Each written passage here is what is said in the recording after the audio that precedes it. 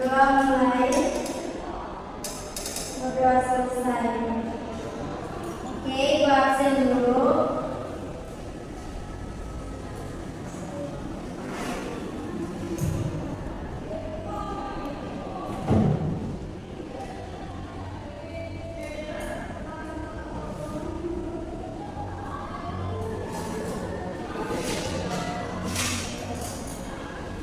Jela, hadir Ibu.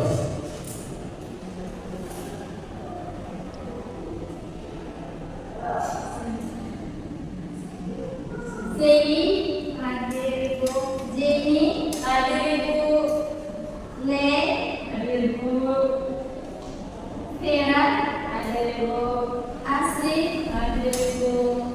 Ya. Sebelum belajar kita tepuk semangat dulu supaya kita ada semangat. Ya, Bu. Tepuk semangat.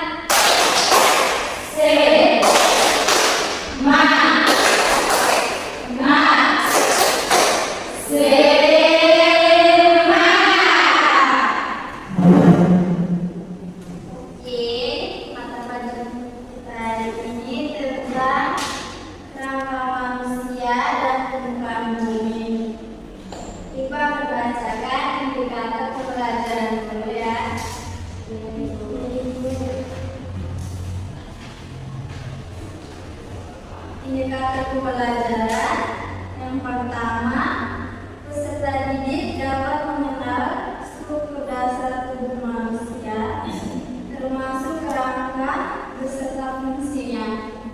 Yang kedua, peserta didik dapat menjelaskan pengertian kerangka manusia. Yang ketiga, peserta didik dapat menjelaskan fungsi kerangka manusia. Yang keempat, peserta didik dapat membedakan antara daratan dan perairan.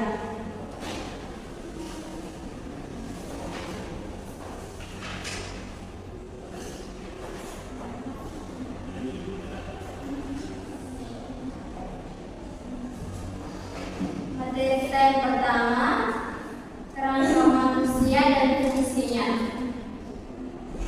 Nah, ada yang tahu pengertian kerangka manusia? Tahu juga tahu ya. Kerangka manusia adalah disket tubuh yang tersusun dari tulang dan sendi, berfungsi sebagai menopang, pelindung, dan tempat melekatnya otot. Jumlah tulang dalam rangka manusia mencapai ratusan tulang. Ada yang tahu jumlah tulang orang dewasa dan tulang bayi? Tahu Ibu. Nah, jumlah tulang orang dewasa itu ada 260, sedangkan jumlah tulang bayi lebih dari 300 tulang. Nah, kerangka manusia itu dibagi lagi menjadi 3. Yang pertama, rangka kepala. Rangka kepala adalah struktur tulang yang melindungi otak dan membentuk struktur wajah. Rangka kepala antara lain terdiri dari tulang dahi, tulang pelipis, tulang ubun-ubun, tulang pipi, tulang dahan atas, dan tulang dahan bawah. Yang kedua, rangka badan. Rangka badan adalah struktur kerangka internal tubuh yang tersusun dari tulang sendi, ligamen, dan tulang rawan. Ada yang tahu tulang badan itu terdiri dari tulang apa?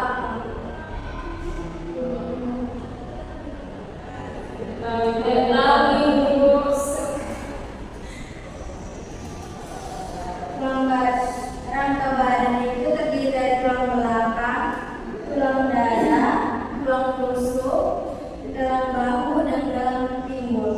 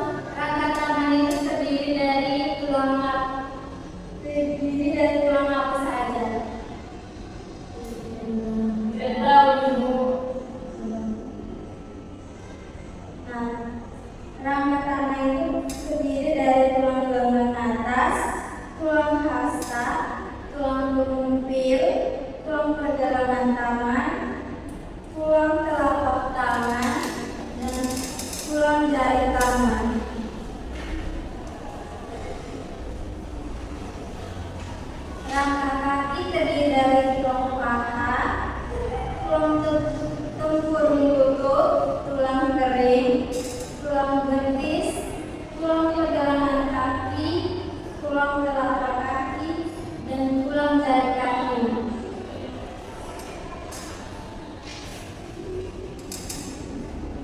Kita masuk di sendi. Ada yang tahu pengertian sendi? Tidak tahu. Sendi adalah hubungan antara tulang yang satu dengan tulang yang lain. Rangka dapat bergerak karena adanya kerjasama antara tulang dan otot.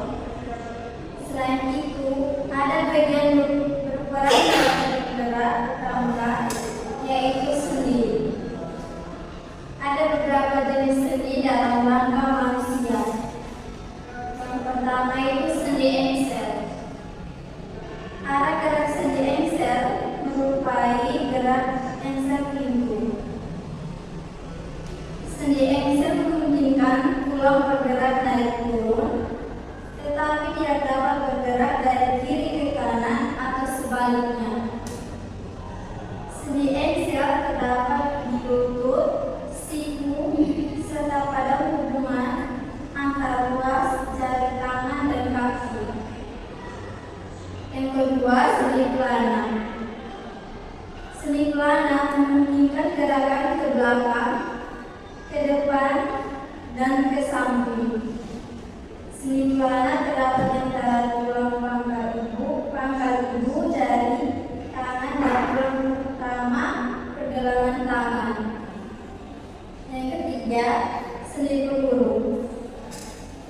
Sendi peluru adalah jenis sendi yang paling luas karena menyebabkan tulang dapat bergerak ke segala arah. Pada sendi peluru, bagian bonggol sendi yang seperti bola masuk ke dalam cawan sendi yang seperti mangkuk. Yang keempat, sendi putar. Sendi putar berada di antara tulang leher yang pertama dan kedua. Sendi putar membuat kepala dapat melakukan gerakan berputar. Yang kelima, sendi geser. Pada sendi geser atau datar, tulang yang berhadapan ke atas sehingga membuat tulang hanya sedikit bergerak menggeser.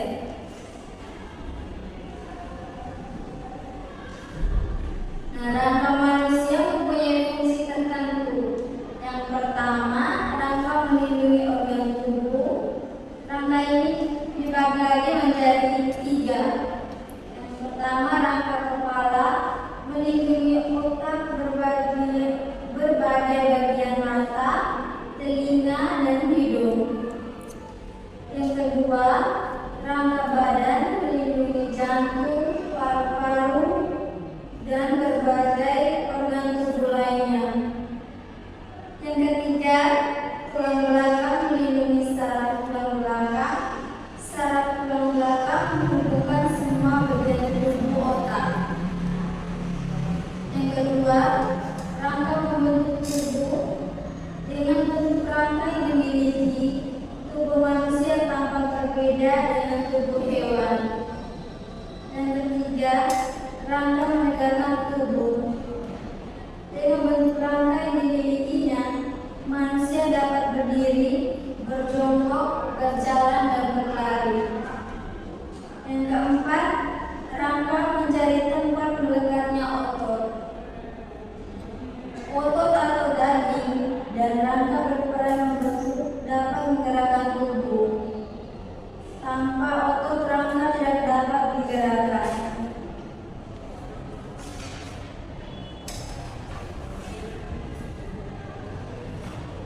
Kelainan pada tulang. Tulang dapat terkena jenis penyakit atau mengalami kelainan. Selain kifosis, lordosis, dan skoliosis, terdapat juga kelainan atau penyakit tulang lain dapat disebabkan berbagai hal, yaitu yang pertama, lordosis, yaitu tulang punggung terlalu bengkok ke depan,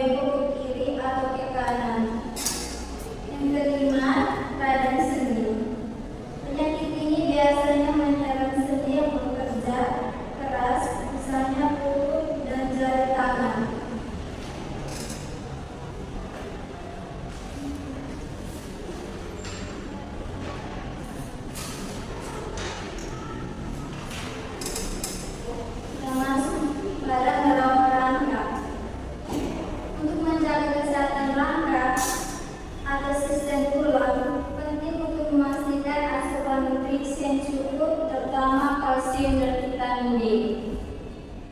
Sikap tubuh yang salah dapat mengakibatkan perubahan bentuk rangka. Untuk merawat kesehatan rangka, kita perlu berolahraga secara teratur. Olahraga yang dilakukan secara teratur akan menguatkan tulang. Apalagi jika olahraga dilakukan pagi hari atau sebelum jam 9, sehingga tubuh dapat cukup sinar matahari pagi. Sinar matahari pagi mampu membakar vitamin D, membantu tulang menyerap kalsium dan fosforus. Kalsium dan fosforus sangat penting untuk pertumbuhan tulang. Makanlah makanan yang bergizi untuk menjaga kesehatan tulang. Kalsium dan fosforus antara lain terdapat di teri, udang, rebon, sawi, yogurt, telur, dan kacang-kacangan.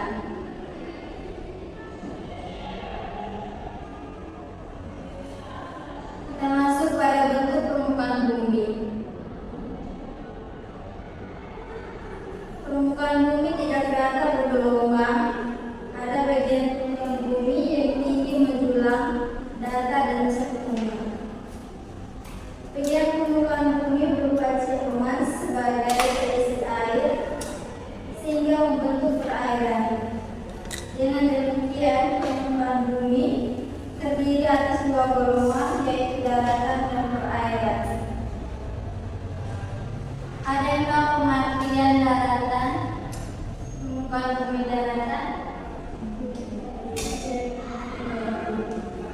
Permukaan bumi daratan adalah bagian permukaan bumi yang secara tetap atau permanen tidak tertutupi oleh air laut. Daratan lebih sempit dari perairan. Bumi sebagian besar berupa perairan. Daratan yang luas disebut benua. Wilayah daratan terdiri dari yaitu satu gunung dan pegunungan. Ada yang tahu mengerti gunung dan pegunungan?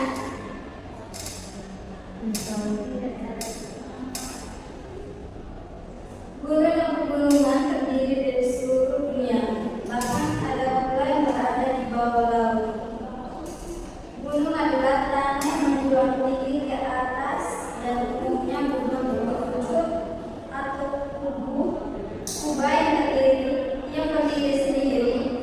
Sedangkan pegunungan adalah kumpulan beberapa gunung yang berdiri saling berdekatan. Yang kedua itu bukit perbukitan. Bukit perbukitan juga merupakan tanah yang menjulang tinggi ke atas tetapi lebih rendah dari gunung. Beberapa bukit dapat membentuk deretan yang disebut perbukitan. Yang ketiga, lembah. Lembah merupakan tanah rendah yang luas di kaki gunung. Lembah dibatasi oleh dinding-dinding dari gunung. Yang keempat, danau. Danau adalah suatu tempat kumpulan air yang berada di dalam cengkungan. Cengkungan tersebut biasanya berbentuk seperti mangkuk dan dikelilingi oleh daratan.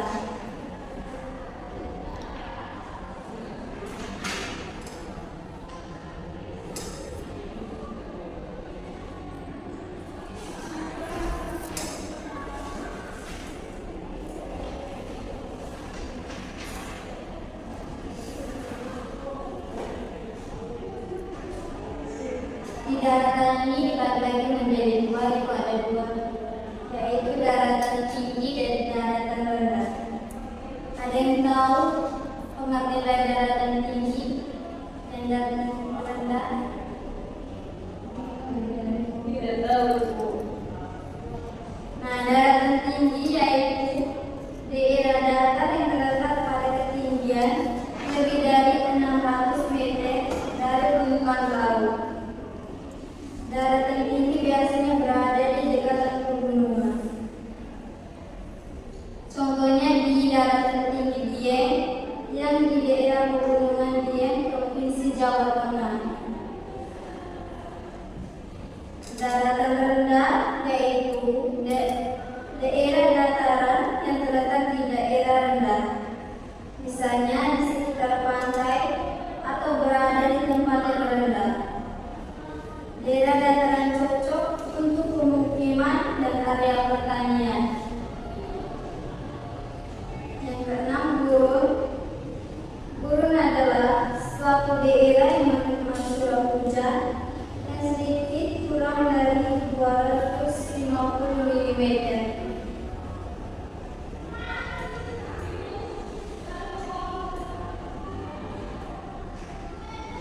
Gurun dibagi lagi menjadi 3, yaitu gurun ada 2 jenis. Yang pertama, gurun panas. Contohnya itu gurun panas berada di Afrika. Gurun dingin itu berada di daerah Kongo. Termasuk di bentuk-bentuk permukaan bumi di perairan. Daerah perairan adalah bentang alam yang berlari atau dialiri air. Baik, materi kita sampai di sini dulu. Minggu depan baru kita lanjut lagi. Baik, sebelum kita pulang, kita berdoa dulu. Berdoa mulai, berdoa selesai. Sebelum pulang, Ibu ada satu SDG. Ibu minta kalian semua berdiri. Yaitu baik Bu.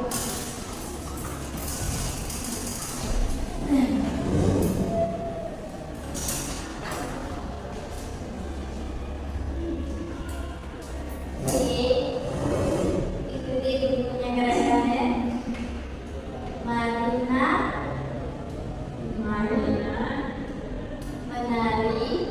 menari di atas menara.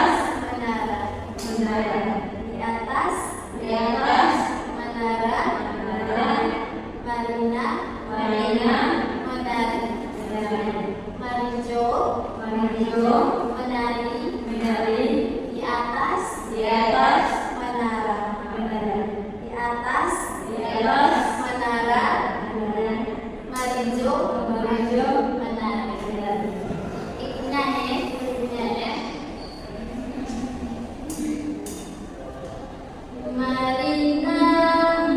di atas menara. Di atas menara. Marina menari. Marijo menari di atas menara. Di atas menara.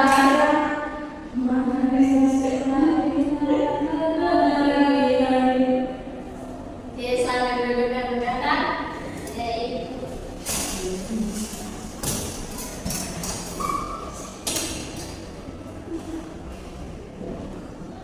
Oke, kita sampai di sini dulu. Selamat siang.